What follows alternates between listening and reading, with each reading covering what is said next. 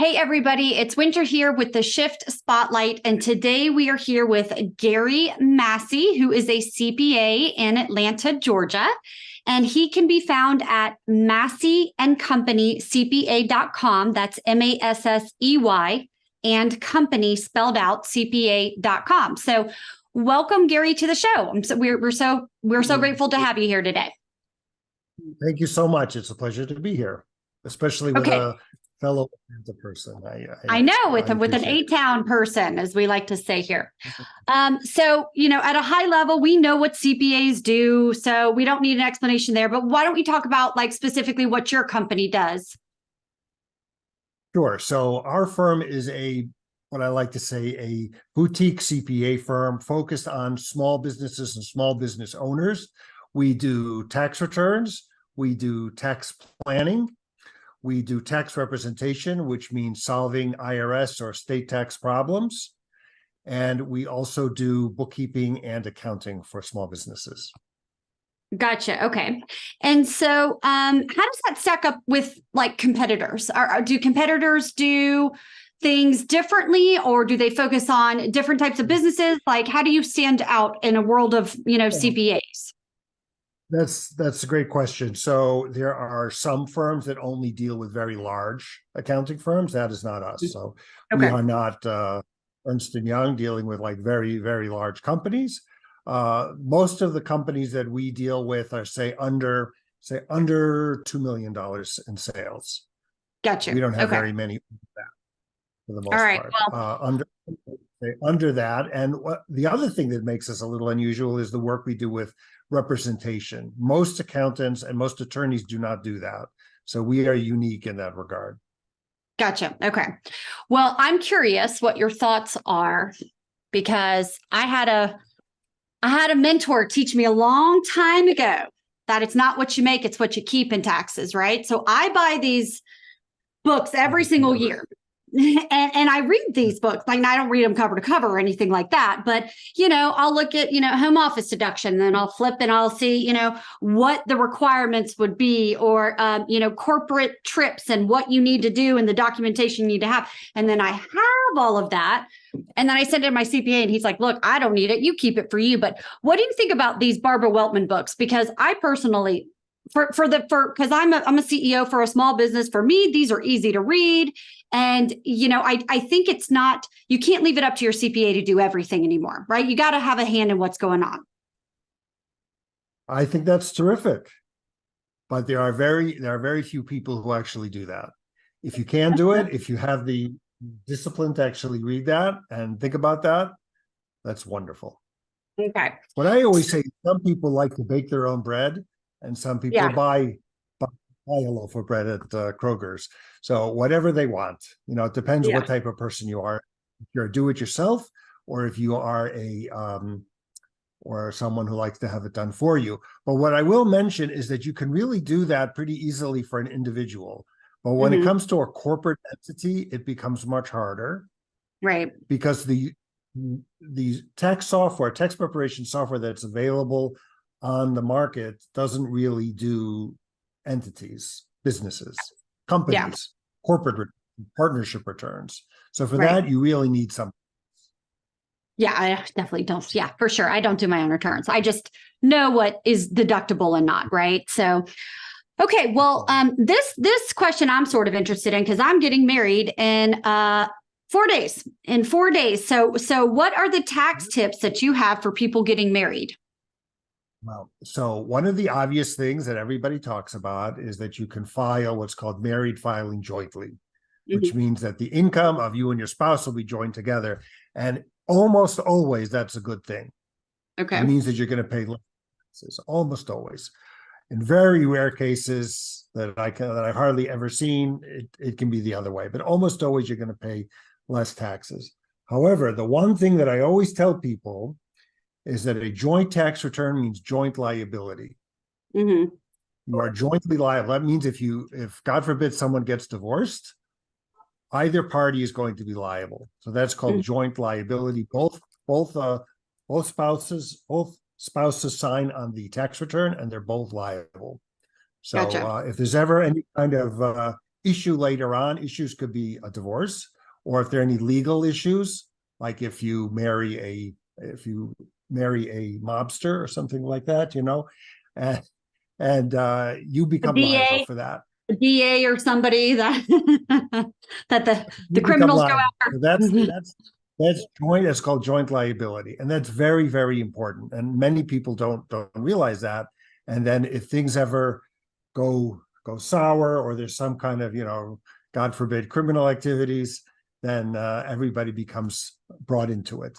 So it's Gotcha. just something to keep in mind. For Gotcha. example, I just had a call earlier, I think it was earlier today, about what's called innocent spouse relief. Mm, That's what this talks about. There are certain cases where the spouse can be held exempt from what the other spouse did. That's called innocent spouse. And you can get that tax relief in very restricted circumstances, something gotcha. that you have to fight for. Gotcha. Okay. Well, since most of our audience are CEOs and business owners, what would the tips be that you would give a business owner to stay out of tax trouble? Wow. Okay. Well, staying out of tax trouble is the most important thing that we do for our tax clients, that and tax planning. So one of the most obvious things to do, I think, is to keep a good set of accounting records. And I say that, but many people do not. Mm-hmm. Many people have messy books, messy accounting records, and that can make things so difficult and painful when it becomes tax season. Gotcha. Because people are not going to remember what they did 6, 7, 8, 9, 10 months ago, what that expense was. And I see it all the time. So you have to keep a good set of accounting records. Personally, at my firm, we use QuickBooks Online for almost all of our clients, and that works just fine. It's not the easiest tool to use, but it works fine, and it's very, very common. So I would do that. And then with that, it's important that businesses do what's called reconciling the books once a month. And reconciling, for those who remember back in the old days when we had to reconcile checkbooks, I don't know if you're I old still do enough it. for that. I still do it. I still do it. I still reconcile. And I have a couple companies. I still reconcile my company checkbooks. No. So many people do not do that anymore. It's like an old-fashioned art. But reconciling means making sure that the numbers that are in your books tie to the bank. Yep. And that's how you know that the books are clean and there are no errors in them. So if you do that once a month for all of your accounts, it will save you so much time and effort when it comes to tax season. And you can pretty much become what I call audit proof, which means that you have the backup as long as you have receipts. That's one thing we have to mention. Keep receipts. You can keep them electronically on a cloud storage, or copies if you don't mind a lot of paper. But keep receipts and reconcile the bank account, and then you'll be pretty much audit proof. Right. Another thing I would, for those who have employees, don't do your own payroll. Hire a payroll company. Right. I believe in that very, very strongly. Payroll is difficult, and the risks of getting in trouble with payroll are very significant. Another thing that I would mention that I see all the time is people who get letters from the government, either the IRS or from the State Department of Revenue or any kind of taxing authorities, and they get nervous and they don't open the letters and they put it into a drawer. And I see this every single week. It's very, very common. And if you do that, if you put it into a drawer, I guarantee you will get in tax trouble. So open the mail, read it and see what it says, and then either call your CPA, or you can call me or your local CPA, whoever you'd like, and they will help you straighten it out, sort through the mess, and deal with it promptly. If you don't do that, you will get in trouble. Gotcha. Okay. And so you've got a staff that works with you. How many employees do you have? We have 12 at the 12. moment. Okay. 12. So when you first started your business, how many employees did you start with? Were you kind of doing it on your own, or were you the bookkeeper and the marketer and the salesperson, and were you all of the people, or did you come kind of with a staff right from the beginning? No, it was only me. Yeah. It was me working out of my home office, and and it slowly grew. I think one of the first people who I took on was an admin, and that was a very, very important position. The admin helps me do billing to our clients and writes engagement letters and those kind of things. That's very, very important. And then gradually, I started to bring in additional helpers. Some help with doing tax returns, some help with doing QuickBooks bookkeeping and accounting, and then various levels of tax return skills. Gotcha. So, you've been doing this for a really long time now. What's been the hardest part of running your own business? Because we're talking to CEOs, they've all got their own issues, but what we've kind of seen is there's some commonalities and some similarities.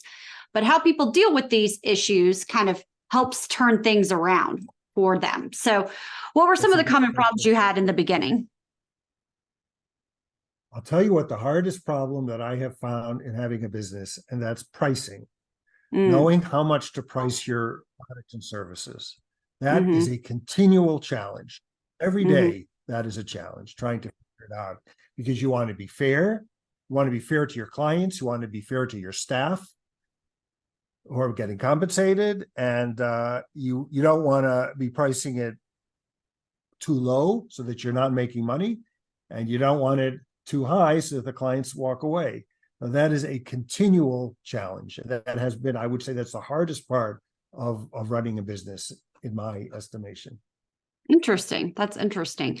I had a situation where I had to change CPAs a few years back. And when I first started working with this new firm, it's always painful when you have to make a change. Nobody likes change, When I first started working with them, you've got that getting through things. Then I found out that they kind of charge per email, per communication, per whatever. And I wasn't used to that. I didn't have that before. And so what I found, though, was that he ended up saving me a ton of money on my taxes. And I don't mind paying for something as long as the value is there, right? Because it's like I never had to pay for time before with the CPA, but all of a sudden here I am. But then he found this little way to save me money. So how do you continually deliver value to your clients so that the pricing isn't as much of an issue?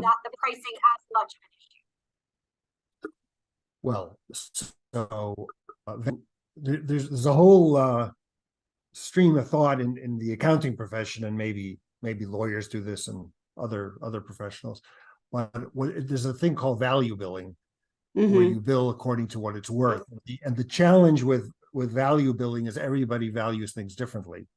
Like if you look at a tax return, some people want their tax returns fast. And some people don't care if it's fast, or some people want to meet with the partner, and some people wouldn't care about that. Some people are happy with doing Zoom calls, and some people want face-to-face. Everybody wants something different. So value is hard to determine. But you're right.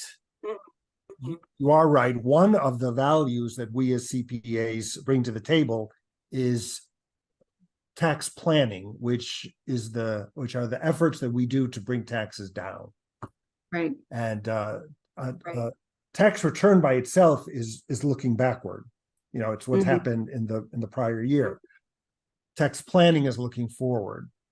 So both of them require skill. Tax planning requires even more skill and more creativity, because there are things that you can do that are creative.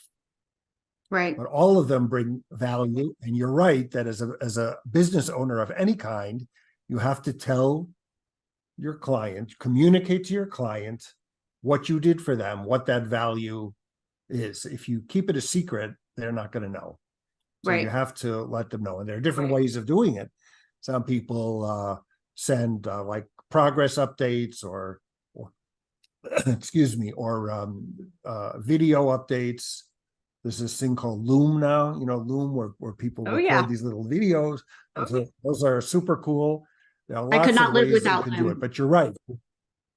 But you have to communicate to people what it is that you're bringing to them, and that helps a lot. From my perspective, what's very difficult as far as communicating value, is bookkeeping. People tend not to appreciate bookkeeping. They do appreciate taxes because they don't want to get in trouble. But bookkeeping, people don't value all that much. It's not a super high value product Yeah. or service. So Yeah. that's harder. So how do you communicate the value of good bookkeeping? The Let them way do that the I would do bookkeeping that, for a and few days and see how quickly they'll change their mind. Because I do my own bookkeeping because I know what's a business expense, what's a supply. If you buy things on Amazon, that's where I took it over. Was my CPA was classifying all this stuff from Amazon as business gifts, which you can only deduct $25 out of a business gift. And like some of those were supplies, that's 100% deductible. Some of those were client retention, which is a marketing expense, also 100% deductible. So when I realized, I wasn't getting the full deduction, I took it back over. So I say to all those people who don't value bookkeeping, take it over yourself and then see how much you value it, because it is time consuming for me. But I go back to, it's not what you make, it's what you keep. And if I know that things are being classified right, then I'm going to save more than like maybe, somebody who didn't know exactly what I bought when I bought it. yes. So the chief reason for doing bookkeeping or accounting is taxes, so that you can do a tax return. That's what you're talking about. There are a few other reasons which can be important in certain circumstances. If you ever sell your business and you have to have financial statements, then you need good bookkeeping. If you ever want to borrow money and you have to go to a bank and provide financial statements, then you need bookkeeping. So those things do come up from time to time. Gotcha. So we're kind of in this weird, uncertain environment right now. What would you say the top 3 things in the economy, in the world, in your business line that are impacting your business right now? Well, I'll mention a couple things which come to mind. So what's so unique today is because of the internet, that has enabled people to start their own home businesses of all different kinds. We can now work at home out of our home office. Is something that 15 or 20 years ago was unthinkable. And of course, when you work at home, you don't have the same overhead. It's just so much. And so that has opened up opportunities for so many people. And when you have your own business of almost any kind, then you can do really significant tax planning.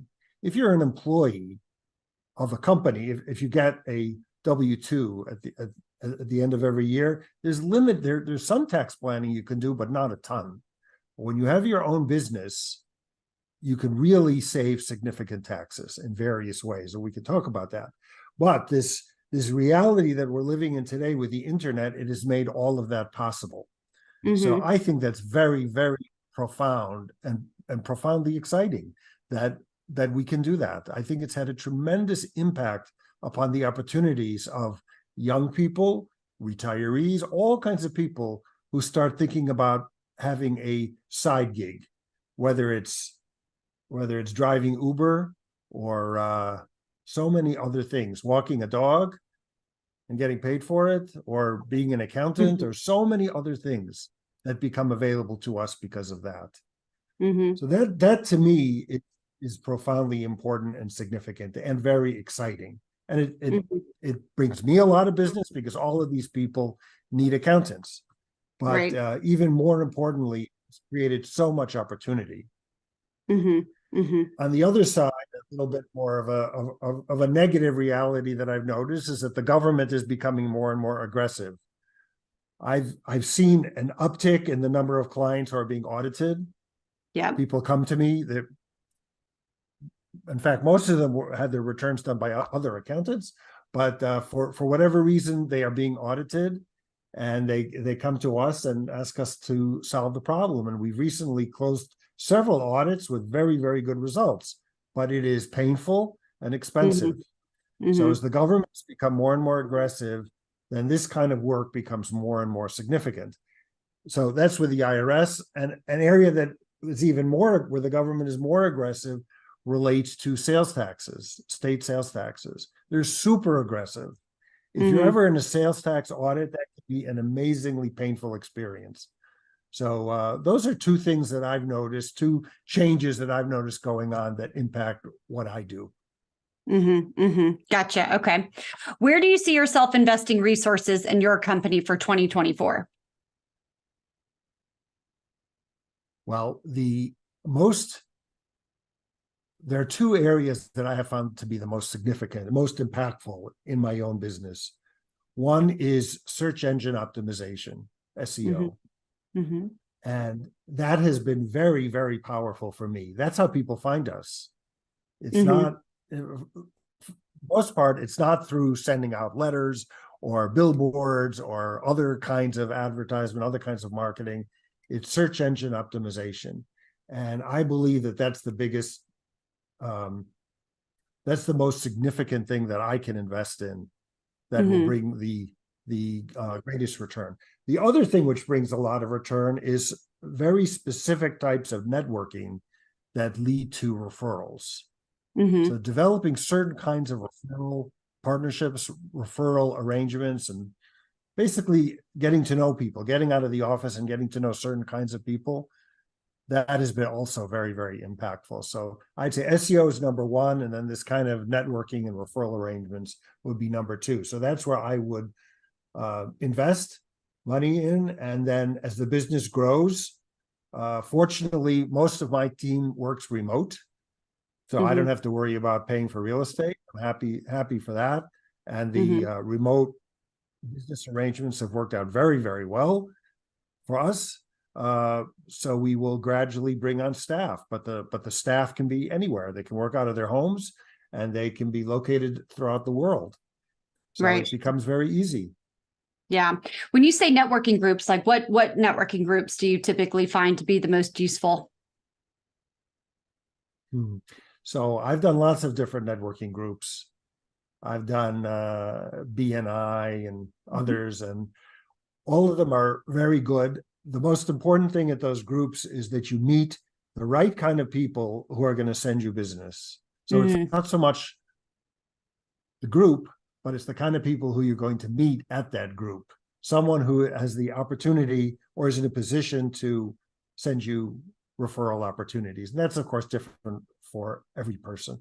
For me, being a CPA, we get a lot of business from financial planners.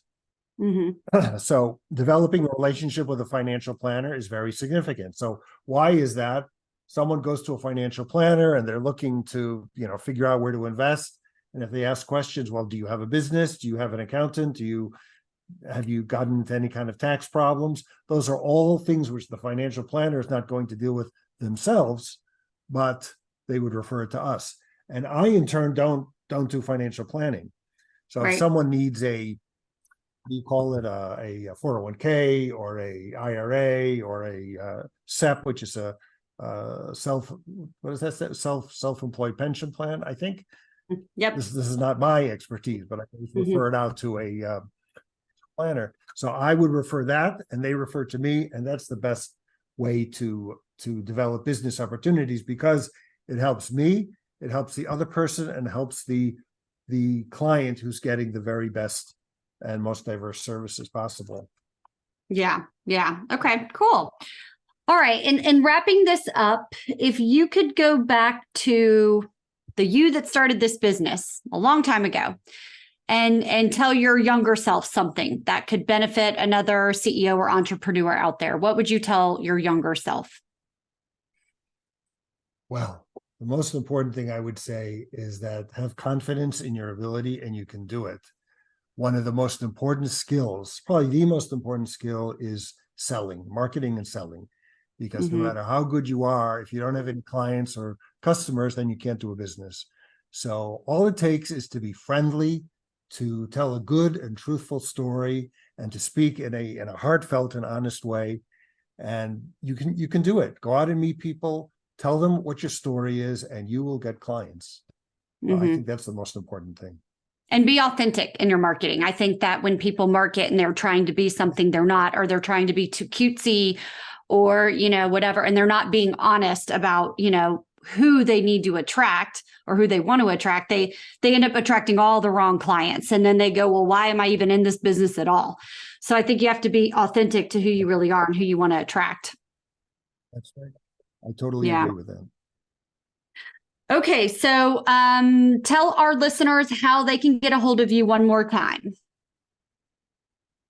Sure. So the website is masseyandcompanycpa.com. My email is gary.massey@masseyandcompanycpa.com. And if you go to the website, you'll see my telephone number, and you are welcome to reach out to me, and I will do my very best to assist. We also have a blog post, blogs, where I put out information that I think is significant and interesting, particularly for small business owners, and you're welcome to read that. And if you ever have a question, best is to reach out to me by email, and I will be delighted to be of assistance.